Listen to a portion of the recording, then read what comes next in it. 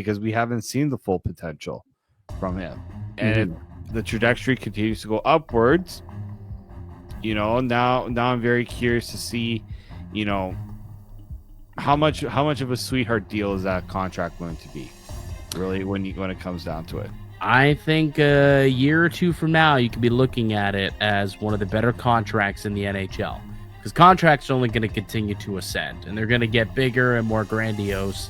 And you're going to look back and be like, man, Nyes at sub 8 might be one of the better deals in the National Hockey League. He has that type of ability. He's shown that. Again, just go back and look at that, how he performed in the playoffs up until getting injured midway through that Florida series. Like, he was the best player for the Maple Leafs in this series, the best forward at the very least for the Maple Leafs throughout the entire playoff. And that's at 22 years old, right? And all of a sudden, another full off season to get stronger, to get bigger, to get leaner, he said, get a little bit quicker, more agile, but also keep that bulk and allow him to play that heavy game. He's only going to get better. And that's what I think is exciting about the upcoming year for Matthew Nyes. Just so much more opportunity for him. And when opportunities have come knocking, Nyes has knocked them out of the park.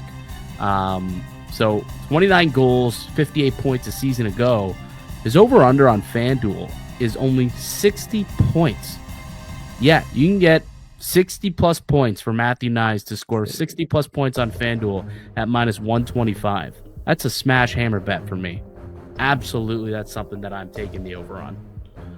Absolutely. Like, if he doesn't get 60-plus points there, he must have been through some terrible slump or gotten injured. Knock on wood. Yes.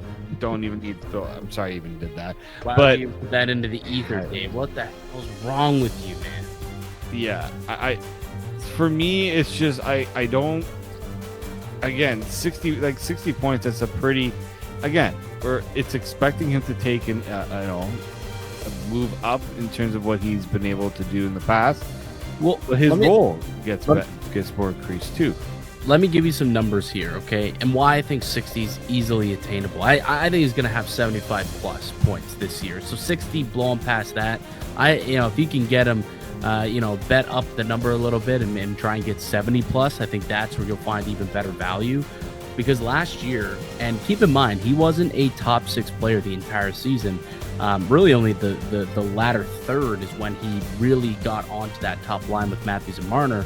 But last year, he ended up with 51 points at even strength by himself. That's without power play time. Now, that obviously he gets put on the power play a little later on into the season and then never came off of it.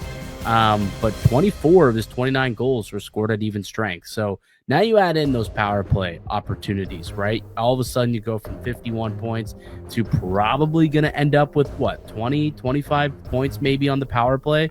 That puts you from 51. You get an extra 20 points on the power play. You're at 71 points. That blows past 60. And that's exactly where I think that Matthew Nyes can get to. And again, that's 51 points at even strength, playing up and down the lineup, not starting on the top line next to Austin Matthews. So, yeah, I think that he's going to blow past that number. I think he probably somewhere between 70 and 80 points. My prediction is a 35 goal, 36 assists, maybe. Let's go 71 points for Matthew Nyes this upcoming season. There's my Nyes prediction for the upcoming year. What about you? I mean, 75 is a nice number. If he gets anywhere into that 70 range, I'm going to be very happy, because I do think that this is a player that, again, the opportunity is right there in front of him. Like, he's going to be such a pivotal player for this team for now in the near future that it should provide a lot of excitement for Leafs fans that you do have a player like this, because we hear so many times, the Leafs don't really have a lot of good young talent, or they haven't really developed a lot of prospects and stuff like that. But you can always say that a lot of teams would love to have a Matthew Nyes. Mm-hmm. The Maple Leafs would love to have more Matthew Nyes. That's why they went out and got Dakota Joshua, so that they have someone down the lineup who can do a lot of similar things, right? Heavier, plays the body, can, has a little bit of a scoring touch, can kill penalties, can, forecheck really well, sneaky, good stick defensively. So they want to, the Maple Leafs want to play like Matthew Nyes. Like if they can take one player on their team and emulate that style, it is Matthew Nyes. Like he is perfect.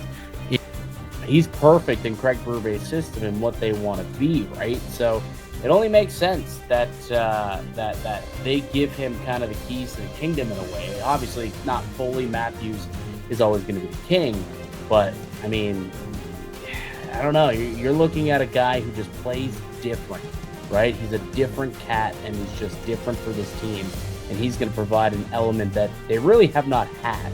Like, sure, they've had some guys who can play physical a little bit here and there, but they haven't had a dominant player who's physical on the score sheet and on the ice, and that's what this guy can be. Yeah, well, that's it, right? They really haven't had this type of player. It's hard to find this type of player unless you go and draft it to develop it yourself. Mm-hmm. And so that's why, people should be pretty happy that the Leafs have been able to draft and develop this player, because you can draft them, but yes, you do also have to see them go on a proper development path, and I think we've seen that from them. All right, we'll come back and we'll put a bow on the Nyes conversation and get into some other comments that were made at the NHL media tour that's making the rounds. That's next here in the Locked On Leafs podcast, part of the Locked On Podcast Network. It's your team every day.